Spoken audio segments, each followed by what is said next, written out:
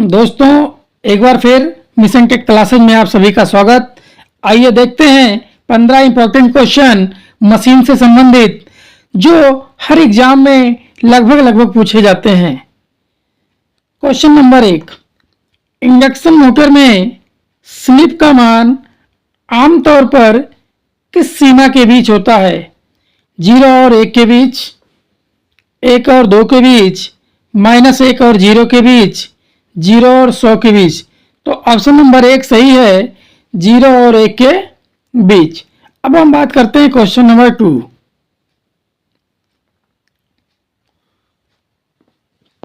तीन phase induction motor slip 0 होती है, तो इसका क्या अर्थ है? जब 3 फेज इंडक्शन मोटर है और इसका स्लिप 0 होगा तो इसका क्या अर्थ होगा? मोटर बंद है, रोटर सिंक्रोनस स्पीड पर चल रहा है, रोटर स्थिर है, मोटर ओवरलोड है। तो यहाँ पे ये कंडीशन तब होगा जब आपका NES बराबर NR होगा। जब NES बराबर NR होगा तो उस समय इंडक्शन मोटर का स्लिप 0 होता है। ऑप्शन नंबर बी सही है, जब रोटर सिंक्रोनस स्पीड पर चल रहा हो। इस कंडीशन को कहते हैं सिंक्रोनस मोटर। इस कंडीशन को कहते हैं सिंक्रोनस मोटर। क्लियर? अब हम बात करते हैं क्वेश्चन नंबर 3। स्लिप का उच्चतम मान कब होता है? स्लिप का उच्चतम मान कब होता है? रोटर स्थिर होने पर, मोटर ओवरलोड होने पर, कोई लोड नहीं होने पर, सिंक्रोनस स्पीड पर। अब हम बात करते हैं जब NR इक्वल 0 रहो, NR इक्वल 0 हो, यानी कि रोटर स्थिर हो। ऑप्शन नंबर ए सही है। ये कंडीशन कुछ फार्मूला इस तरीके से है, NS बराबर S बराबर स्लिप बराबर NS माइनस NR बटा NS। क्लियर? NR का मान 0 है तो NES बटा NES हो जाएगा और ये कट जाएगा, मान हो जाएगा 1। तो उच्चतम मान 1 होता है। तो यह कंडीशन तभी होगा जब रोटर स्थिर होगा। क्लियर? अब हम बात करते हैं question number 4। 3 phase induction motor में स्लिप का बढ़ना किसका संकेत है? 3 फेज मोटर में स्लिप का बढ़ना किसका संकेत है? वोल्टेज में कमी, ओवरलोड स्थिति, अधिक गर्मी, उपरोक्त सभी। तो ऑप्शन नंबर डी सही है, उपरोक्त सभी। क्लियर? अब हम बात करते हैं क्वेश्चन नंबर 5।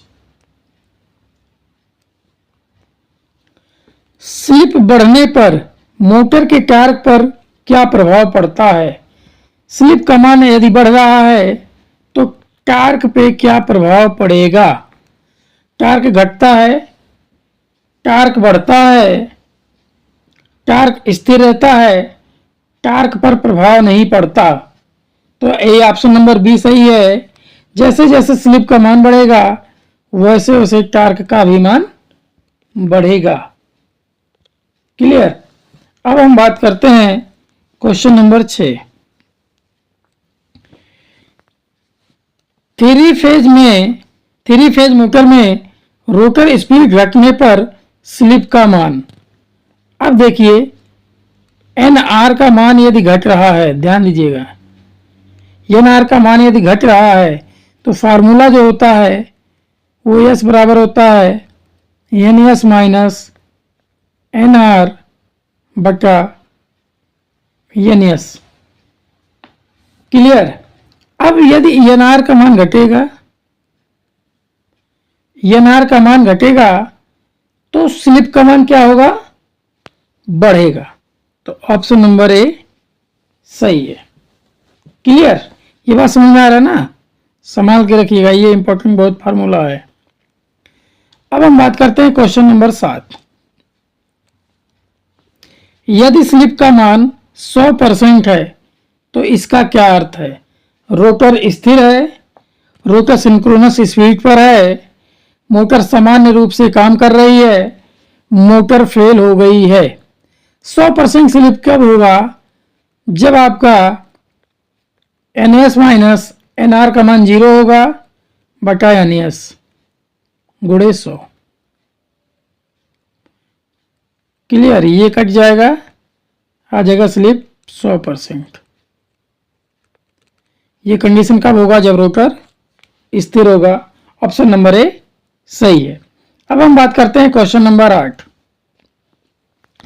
मोटरिंग मोड में 3 फेज इंडक्शन मोटर का स्लिप किस सीमा में होता है?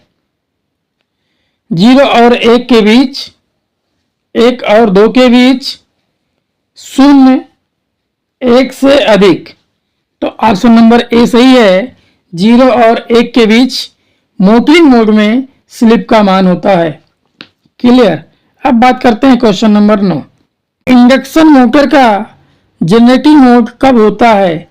जब रोटर स्पीड सिंक्रोनस स्पीड से कम हो, जब रोटर स्पीड सिंक्रोनस स्पीड के बराबर हो, जब रोटर स्पीड सिंक्रोनस स्पीड से अधिक हो। Option number option number C सही है। जब रोटर स्पीड सिंक्रोनस स्पीड से अधिक हो तो यह कंडीशन कहलाता है जनरेटिंग मोड। क्लियर? अब हम बात करते हैं क्वेश्चन नंबर 10। ब्रेकिंग मोड में स्लिप का मान होता है, ब्रेकिंग मोड में स्लिप का मान होता है 0, 1, 1 से अधिक, 0 से कम। तो ऑप्शन नंबर सी सही है, 1 से अधिक। क्लियर? इस कंडीशन में देखिए कुछ इस तरीके से होता है, NR का मान ज्यादा हो जाता है NS से। क्लियर? एक एग्जांपल दें, जब कोई ट्रेन किसी पहाड़ पे चढ़ता है तो ये मोटर के रूप में काम करता है। क्लियर? लेकिन जब वही ट्रेन पहाड़ की तरफ से उतरता है तो यह जनरेटिंग की तरफ काम करता है और यह बिजली उत्पन्न करता है जिससे ट्रेन आसानी से चलती है। क्लियर? जब किसी पर्वत पे ट्रेन चढ़ता है तो मोटर की तरफ से, और जब उतरता है तो जनरेटर की तरह कार्य करता है। अब हम बात करते हैं क्वेश्चन नंबर 11। निम्नलिखित में से कौन सा मोड बिजली की खपत करता है? कौन सा मोड बिजली की खपत करता है? Motoring mode, generating mode, braking mode, उपरोक्त सभी। ऑप्शन नंबर ए सही है, मोटरिंग मोड। अब हम बात करते हैं क्वेश्चन नंबर 12। जनरेटिंग मोड में निम्नलिखित में से क्या होता है? मोटर बिजली का उत्पादन करती है, मोटर बिजली की खपत करती है, मोटर रुक जाती है, मोटर सिंक्रोनस स्पीड पर चलती है। तो ऑप्शन नंबर ए सही है, मोटर बिजली का उत्पादन करती है जनरेटिंग मोड में। क्लियर? अब हम बात करते हैं क्वेश्चन नंबर 13। ब्रेकिंग मोड में रोटर का उपयोग मुख्य रूप से किसके लिए किया जाता है?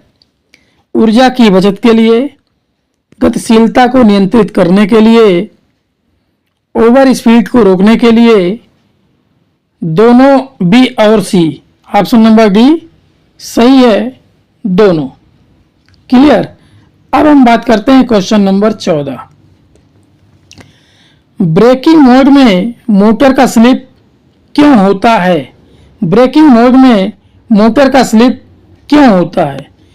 क्योंकि रोटर स्पीड सिंक्रोनस स्पीड से अधिक होती है, रोटर स्पीड सिंक्रोनस स्पीड से कम होती है, रोटर स्पीड सिंक्रोनस स्पीड से कम होती है, क्योंकि रोटर सिंक्रोनस स्पीड पर होता है, क्योंकि मोटर को रोकने के लिए स्लिप बढ़ाना आवश्यक है।